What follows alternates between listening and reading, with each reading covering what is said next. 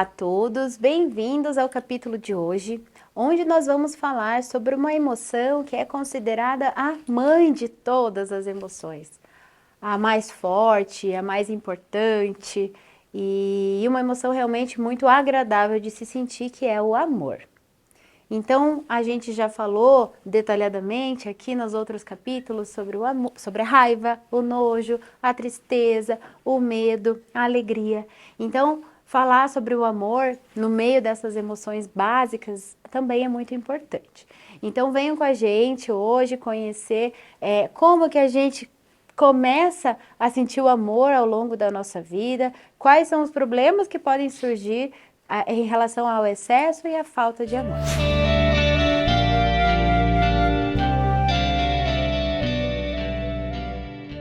Nós vimos que nas outras emoções que já foram faladas aqui, as expressões faciais e corporais, elas demonstram para os outros, elas comunicam aquilo que está acontecendo, qual é a emoção. Mas o amor, vocês sabem qual é a cara do amor? Com emoji é mais fácil, porque tem aquele emoji com o coraçãozinho nos olhos, aí a gente expressa o amor com aquele emoji, ou simplesmente desenhando um coraçãozinho. Mas fisicamente não é possível de se expressar, então não existe um padrão bem específico, né? O amor, fisicamente, ele aparece muito mais pelo nosso impulso, pela vontade, pela motivação. E qual é esse impulso? De se aproximar, de estar próximo das pessoas que a gente ama, que a gente gosta, que a gente quer algum tipo de contato. Mas por que se aproximar então? Então vamos pensar na função do amor. De novo, vamos falar sobre a sobrevivência das espécies. E o amor, ele contempla a mais importante de todas as funções da sobrevivência, que é o ato reprodutivo, que é a reprodução propriamente dita. Então é através do amor que a gente tem esse movimento de se aproximar das pessoas e a partir daí estabelecer relações que podem levar a um ato sexual e aí sim a reprodução de filhotes, né, e novos seres nesse mundo. Bom, esse movimento de aproximação, muitas vezes, ele é expresso de forma escancarada, né, abraçando, beijando, acariciando. Mas não é assim fácil e nem é assim que funciona para todas as pessoas. Depende muito da cultura e também da fase de vida, né? Então, tem algumas culturas que não têm esse hábito de demonstrar o amor fisicamente. E também algumas fases da vida, por exemplo, a adolescência. É muito comum o adolescente rejeitar abraço, contato físico, né? Isso não significa que ele não sente mais amor pela sua família ou pelos seus pais, mas é um momento da vida onde realmente o contato físico incomoda um pouco. Então, o afeto ele pode ser demonstrado de várias formas, mais para frente eu vou falar um pouquinho mais sobre isso. E o amor ele pode estar presente, independente da forma que ele é expresso. Mas aí, então, a gente viu ali que o ato sexual leva à sobrevivência da espécie através da reprodução. E aí nasce o filhotinho humano. E esse filhotinho é mais uma oportunidade de a gente aprender e exercitar o amor na nossa vida. Porque o amor, além dessa função de reprodução, ele também tem a função de cuidado, de manutenção da vida. Então, aquele cuidador primário, pai ou a mãe, quem cria um bebê, ele, através do amor, ele é capaz de cuidar, de alimentar e de fornecer tudo o que aquele bebê precisa para sobreviver. Lembrando que o bebê humano é o mais dependente de todas as espécies, né? Então, o bebê de um animal, ele nasce, ele já sai andando, buscando alimento. Agora, o bebê humano, ele precisa desse olhar cuidadoso e amoroso. O nascimento de um bebê pode gerar muitas e muitas dúvidas e inseguranças em uma mãe, em uma família. E existem muitas teorias que respondem e ajudam um pouco a passar por essa fase inicial. E uma dessas teorias é a teoria da esterogestação. Então, é uma forma de entender esse momento inicial da vida dos bebês como um período de adaptação. Então, essa teoria sugere que cerca de até 3 meses ou até uns 7 meses de vida, é como se o bebê ainda estivesse na barriga. Então, é como se fosse uma gestação fora da barriga. Então, o que que isso significa? Significa que o bebê, nesse momento, nessa fase, ele precisa ser cuidado como se estivesse lá dentro. Então, ele precisa ser exposto a estímulos parecidos com aqueles que ele vivia no ambiente intrauterino. Uma das práticas envolvidas nessa teoria é carregar o bebê no sling. Então, aquele pano, né, que se amarra e coloca o bebê junto do peito. Então, a gente sabe que o contato pele-pele é algo bem importante para o bebê. E é uma das funções aí do amor e do cuidar. Inclusive, nos ambientes de UTI, existe um método, né, que é o método canguru, onde eles colocam os bebês que estão lá nas incubadoras por algum tempo, diariamente no colo da mãe. Então, com todos os aparatos e medicações e caninhos e aparelhos, eles ficam em contato pele a pele com a mãe para que ele possa, assim, se desenvolver mais rápido. Então, isso foi estudado e gera realmente efeitos muito benéficos para o desenvolvimento dessa criança. Então, o contato pele a pele é algo bastante estimulado. Outra coisa, outra prática, é respeitar o tempo do bebê em relação ao sono, em relação à alimentação. Então, essa abordagem aí sugere que seja exercitada cada vez mais essa percepção do que o bebê precisa, né? Então, será que ele quer dormir? Será que ele quer mamar mais um pouquinho? Então, não regular horários específicos para isso e sim respeitar a demanda que o bebê demonstra, né? Outro ponto importante também é em relação a vozes, né, aos sons, aos ruídos. Então, por exemplo, se usa muito um sonzinho que se chama ruído branco, que é um sonzinho do útero, como se fosse o coração batendo. Também se usa barulhos repetitivos, tipo som de aspirador, som de ventilador, que são sons que se assemelham à movimentação dos órgãos, do sangue ali dentro do útero. Então, isso acalma o bebê, faz com que o bebê durma mais rápido, porque conecta lá com aquele período da gestação.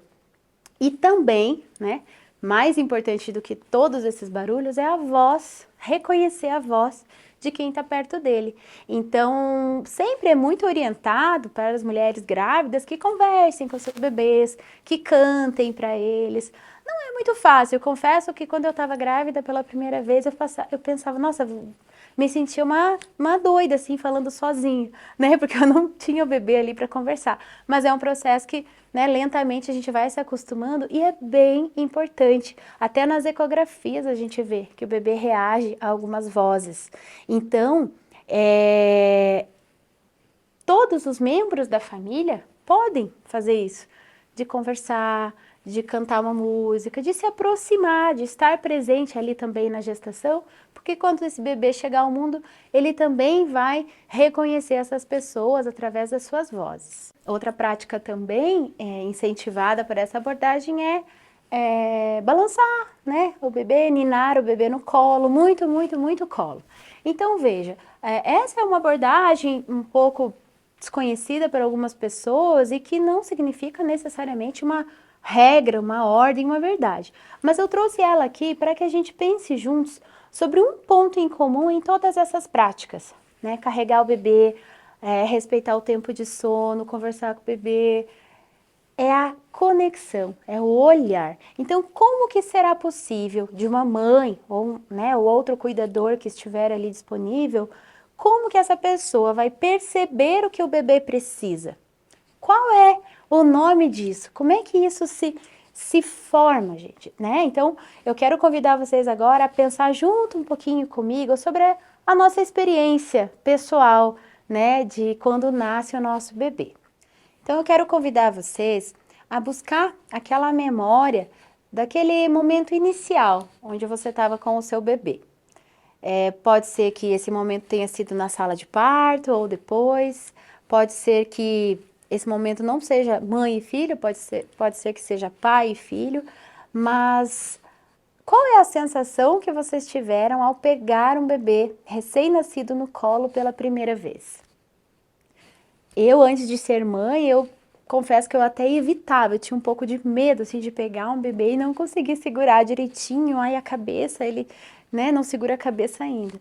E quando veio o meu bebê, foi diferente, né? Então, é uma sensação que mistura um pouco de medo e um pouco de dependência. O medo de a gente não ser o suficiente, né? Nossa, agora esse bebê tá aqui, eu tenho que cuidar, o que que eu vou fazer? E ao mesmo tempo, uma dependência. Eu preciso cuidar, eu tenho que estar perto desse bebê e saber que ele precisa da gente também. Então, ver um serzinho tão, tão, tão indefeso nas nossas mãos gera aí um misto de emoções muito fortes e que a gente pode sim dar o nome de amor. Nesse caso, né, em relação aos cuidados de um bebê e essa primeira motivação que a gente tem que eu vou fazer, né, um estranhamento, mas ao mesmo tempo a gente vai e cuida e faz o que é preciso, é o que a gente chama de empatia. Então, reconhecer o choro do bebê, começar a perceber as necessidades que ele tem, quando ele quer alguma coisa, o que conforta ele, o que funciona, o que não funciona. Podem existir milhares e milhares de manuais e técnicas que ajudam, mas o que realmente funciona é a empatia. Você se conectar com o seu bebê e sentir junto com ele qual é a necessidade daquele momento. Então, se a gente pensar evolutivamente, o amor, ele tem essa grande, grande importância no surgimento da empatia, que se dá no momento inicial da conexão de filho e cuidador.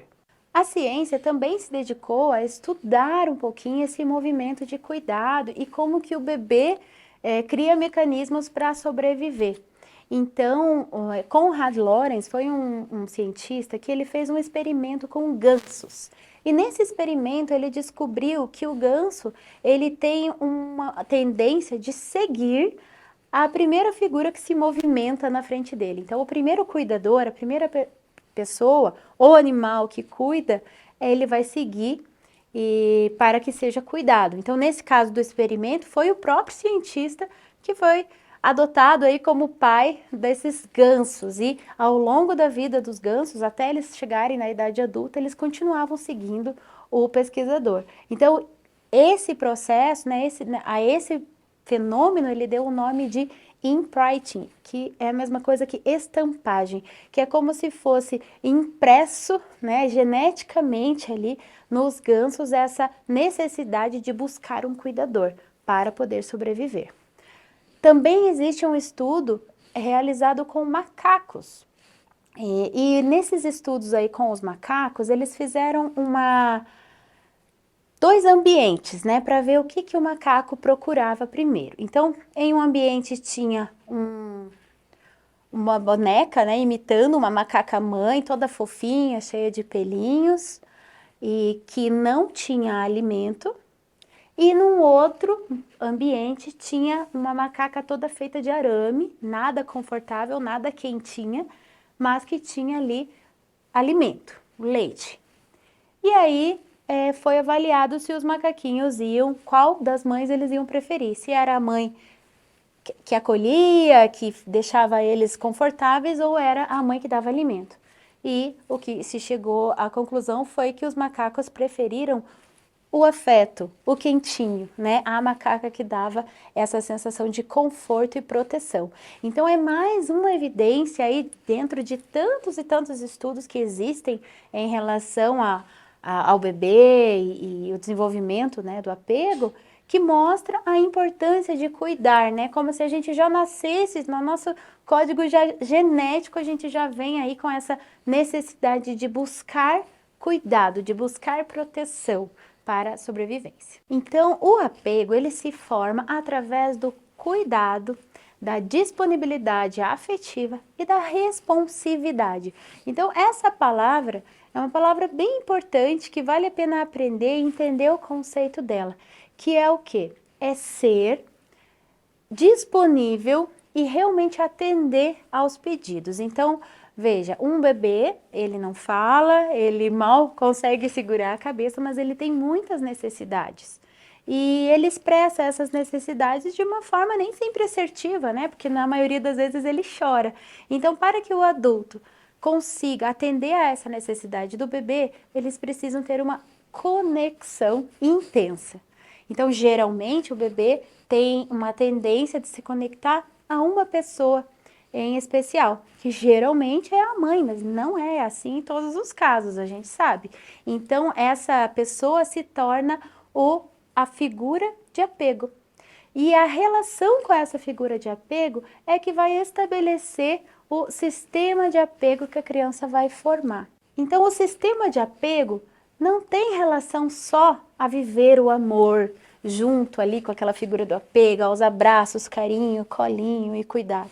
O sistema de apego também se estende para o sistema de exploração e o sistema de cuidados. Então, ou seja, a partir do momento que quando eu, bebê, sou cuidado, atendido prontamente e rapidamente dentro das minhas demandas, eu entendo que eu sou valioso, que eu sou merecedor, que eu sou olhado, né, que eu tenho valor. E aí se forma o sistema de apego seguro, que é o que vai dar um impulso aí para autoconfiança, autoestima. Então, é o estilo de apego mais saudável entre todos eles, aonde o amor é vivido de uma forma realista e adequada. Não é o único sistema de apego estilo de apego que Bowlby estudou. Ele também fala sobre o apego evitativo e o apego ansioso, que aí se relaciona a uma presença desse cuidador não tão eficaz, ou seja, ou o cuidador está presente fisicamente, mas não está afetivamente.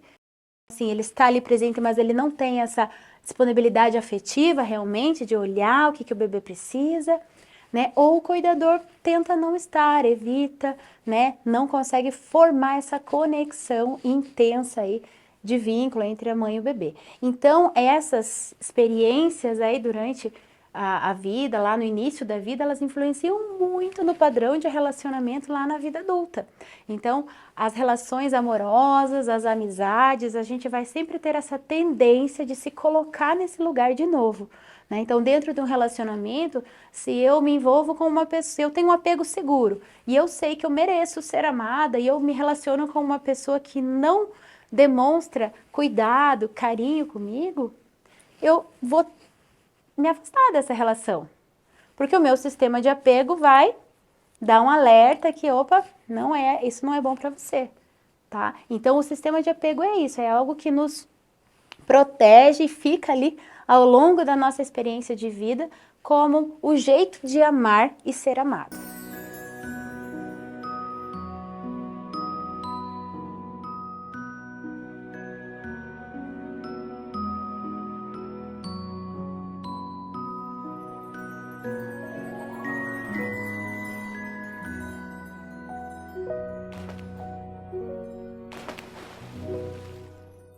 Esse vídeo que vocês acabaram de ver, ele é bem singelo, bem delicado, e ele mostra um pouquinho sobre o sistema de apego, né, entre mãe e filhote. Então ali tem a mamãe urso e o ursinho, e você vê que eles têm uma intensa conexão de olhar, de carinho, e principalmente a mãe permite que o bebê explore, né? Que o ursinho ande, que o ursinho se arrisque, mostrando que ela está sempre ali pronta para ajudá-lo caso ele precise. Então, aí a gente entra também em outros dois conceitos de Bowlby, que são a base segura e o porto seguro. Então, nós como cuidadores principais, essas figuras de apego, nós temos que fazer esse papel mesmo de porto seguro, que é algo que é ser aquele lugar de segurança para onde eu sempre posso voltar e recarregar as minhas forças. E também ser a base segura, então ser aquela pessoa que eu posso contar, que eu posso confiar e que eu tenho aí um extremo vínculo, conexão e uma comunicação facilitada. Bom, então a gente falou bastante aqui sobre essa conexão, esse lado do amor tão intenso que é a conexão entre mãe e filho. Mas essa conexão também pode ser algo prejudicial para a vida das pessoas no geral. Então, eles têm um exemplo bem legal que a gente quer trazer, que é o exemplo daquele filme Encanto. Então, naquele filme, a gente vê que tem uma matriarca, que é a abuela, né? Ela é uma avó que passou por um trauma e que tem essa tendência de juntar todos perto dela. Então, claro que tem ali uma história toda linda dos dons da família, mas basicamente ela prende essa família ao redor dela, né? E tem algumas exigências de comportamento, de tradições e até, né, de vida, que tem que casar, tem que seguir com os dons, com os poderes. Então, é um exemplo de uma animação, de uma ficção, mas que existe muito na vida real, né? Então, aquelas famílias que moram todas no mesmo terreno e que tem alguém que manda, não pode fazer isso porque a avó não deixa, porque não pode. Então, uma certa restrição de liberdade e de autonomia dos outros membros dessa família. Então, tudo é justificado pelo amor, né? Ah, eu vou criar os meus filhos, eu vou cuidar deles até o fim, eles são adultos, mas eu que cuido, eu que oriento. Então, esse superpoder aí da mãe, quando ele ultrapassa os limites da autonomia, ele deixa de ser positivo, né? Ele deixa de ser um porto seguro, uma base segura, porque ele impede a exploração e a descoberta. Então, isso acontece com famílias que têm um estilo parental autoritário, como o da abuela, mas também acontece com famílias que têm um estilo parental permissivo, superprotetor, que quer cuidar, não, mas eu faço para você, né? Eu resolvo para você, não deixando aí que esse filho experimente, se frustre, tente de novo, encontre alternativas sozinho, que podem muito bem ser diferentes das alternativas pensadas pela mãe. Então esse é um ponto bem importante para a gente pensar, né? Então tem aquela história de que a gente cria os filhos para o mundo. É muito bonito falar isso, mas é difícil de deixar isso acontecer. E digo isso como mãe mesmo, né? A necessidade de cuidar e de estar perto é tão grande que só de imaginar um dia viver longe, ai meu Deus, vai ser difícil. Mas a gente sabe que é necessário e que é importante, que a autonomia é quem eles vão ser. Eles não vão ser os filhos da Juliana, as filhas da Juliana para sempre, né? Elas vão ser elas mesmas, elas vão ser a Natália, a Clara e vão ter as suas vidas, né? Então a gente precisa se acostumar um pouquinho com essa ideia de que o ninho vazio talvez não seja assim tão ruim, né? Então a gente sabe daquela síndrome do ninho vazio, de quando os filhos saem de casa e a mãe se vê sozinha. Então pode ser vista como um luto, uma perda, né, um vazio, ou pode ser vista como uma oportunidade de criar novos caminhos para a própria vida, né? Então o amor ele pode se empreender quando ele se apresenta dessas formas. A presença e a importância da mãe, elas não deixam de existir, mas o que muda ao longo da vida é que não precisa a presença física. A presença e a força, né, desse vínculo, ela pode se manifestar pela confiança e pela previsibilidade. Então, o afastamento corporal, ele é necessário, ele é importante. É importante que a criança consiga conviver com outras pessoas, se sentir bem, se sentir protegido com outras pessoas. Então é muito comum naquela fase da adaptação escolar, a gente ver as crianças chorando. Então existem várias e várias formas de se fazer a adaptação. Mas o que tem em comum em todas elas é que a criança vai chorar. Normalmente ela vai chorar. Se ela tiver um apego seguro, se ela tiver uma boa conexão com a mãe, ela vai chorar, ela vai ficar chorandinho ali alguns dias até ela se acostumar. Então a mãe, ela precisa vir até essa criança, acolher e mostrar que aquele ambiente é seguro, né? E fornecer para a criança essa confiança e essa previsibilidade, que ela vai voltar, que ela não está sendo abandonada, né? Então todo dia a mamãe volta, eu vou ali, eu já volto, eu vou trabalhar, eu volto aqui. Então fazer esse processo junto com a criança pode ser um processo desgastante, é difícil, principalmente para a mãe, né?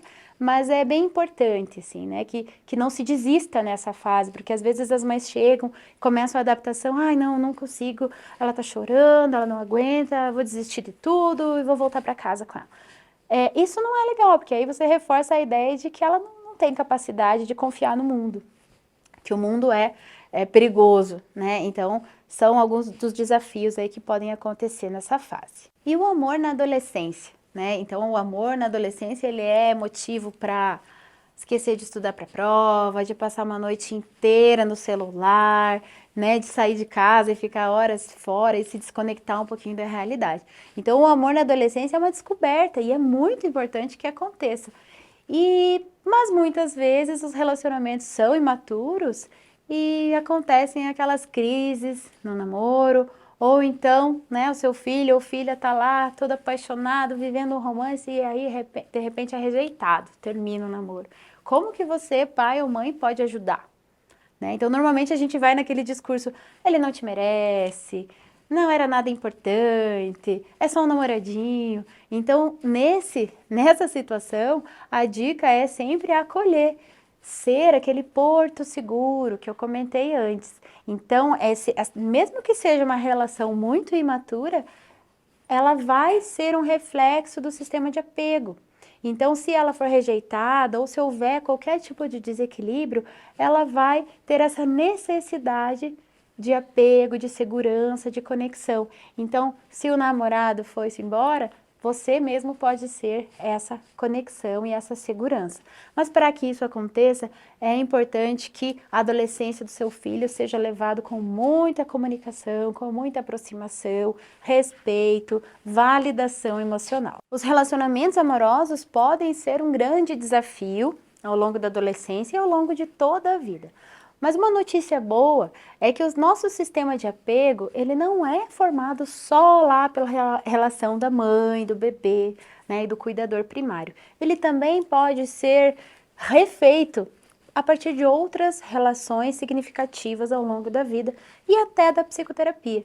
Então, se você teve, né, ou conhece alguém aí que teve realmente uma condição de apego muito ruim, existem ainda formas de se recuperar e de mudar esse padrão de apego para ter relacionamentos mais saudáveis ao longo da vida. Além desses pontos, a gente também vê o amor desregulado em algumas psicopatologias, como o transtorno borderline, e também em relacionamentos abusivos, dependência emocional, né? Então a gente vê muito por aí mulheres que amam demais, homens que amam demais, realmente como uma situação bem delicada e difícil de lidar. Então aí realmente são casos que precisam de uma ajuda especializada também. E como que a nossa criança estabelece os seus padrões de relacionamento e de amizades? Então a amizade também é uma forma de amor, também é um jeito de amor, porque são pessoas que a gente se aproxima por alguma afinidade ou por se sentir bem e que nutre sentimentos muito bons, muito agradáveis, vontade de estar perto. E aí a gente entra numa situação delicada, que é quando uma amizade, por exemplo, de um menino e uma menina é vista como um namoro. Será mesmo que se um menino é amigo de uma menina, necessariamente eles estão namorando? Criança namora, gente? Então esse é um conceito que a gente tem que combater, né? Junto com combater essa adultização das crianças. Então o relacionamento amoroso, ele é um relacionamento que exige algum nível de maturidade emocional e física. Então, criança não vai namorar. O que criança tem é um amor por uma pessoa que é um amigo, uma amiga, e não importa se é menino com menina, né? Então, a amizade é neutra nesse sentido. Então, o que que acontece? Então, por exemplo, um caso que eu lembro aqui de um menino que tinha uma melhor amiga na escola. E aí os pais ficavam estimulando isso, né? Como, ai, nossa, ele tá namorando a tal menina, eles são namoradinhos, eles são namoradinhos. E aí o que que acontece? Esse amor e essa vontade de se aproximar foi substituído pela vergonha. Aí o menino não queria mais ficar perto dela, porque senão todo mundo ia dizer que ele estava namorando, e isso gerava nele uma intensa vergonha e uma vontade de se afastar dessa pessoa que fazia tão bem para ele. Né? Então, a gente tem corre-se um risco de interferir nas relações infantis de um modo bastante cruel, né? Uma relação que tende a ser muito mais pelo prazer, pela brincadeira, pela troca, a gente levar para esse nível aí de relacionamento, de responsabilidade, é algo que não se deve fazer. Além de que, quando a gente ensina a criança que ela é criança, que criança não namora, que criança não tem relacionamento, a gente também está prevenindo contra abuso sexual. Porque se a criança for exposta a uma situação dessa, a um risco desse, ela já vai saber que aquilo é algo que não é comum, que não é algo normal para ela. Né? Diferente de uma criança que já está sendo estimulada a namorar, a vestir roupas que não são assim tão infantis, roupas justas, roupas que tragam assim algum ponto de até, né, sensualidade ali, que a gente sabe que existe e que acontece. Então, basicamente, criança tem que ser criança. Criança não namora, criança brinca, criança se diverte, né? Criança tem amor, sim, por muitas pessoas, inclusive pelos amiguinhos, e aí é a amizade. Como estratégias para lidar com essas formas do amor, o que a gente vai orientar? Né? Então, vocês vão ter aqui no material de apoio uma série de recursos, né, de todas essas nossas aulas, esses nossos capítulos até aqui, a gente está tentando disponibilizar formas de vocês se conectarem com as crianças e com as suas emoções. Então, com o amor não é diferente. Mas a gente sabe que existem várias formas simples e fáceis de demonstrar o amor para os seus filhos sem que seja uma atividade direcionada. Então, vocês já devem ter ouvido falar sobre as 5 linguagens do amor. Dizer eu te amo talvez seja a mais simples de todas. Vocês dizem para os filhos de vocês todos os dias o quanto que vocês amam eles? E quando vocês dizem isso, é de uma forma que eles entendem? Então, vale a pena a gente pensar nisso e buscar formas criativas e divertidas e que combinem com a família de vocês para expressar o amor falando, então, através das palavras de afirmação. Então, essa é uma das linguagens que para algumas pessoas é super fácil e simples e para algumas pessoas é muito difícil. Aí a gente tem outras possibilidades também. Uma segunda linguagem do amor seria os presentes. Dar presentes, agradar, escolher alguma coisa que a pessoa gosta, realmente presentear, né? Dar algo concreto para demonstrar o seu amor. Outra forma é através do tempo de qualidade, dar o seu tempo. Então pode ser que eu não consiga falar eu te amo, pode ser que eu não tenha dinheiro ali para dar um presente, mas eu posso dar o meu tempo. A disponibilidade afetiva, isso é muito, muito valioso. E pode ser uma linguagem de amor tanto para a criança, quanto para as amizades, para os relacionamentos amorosos, de trabalho.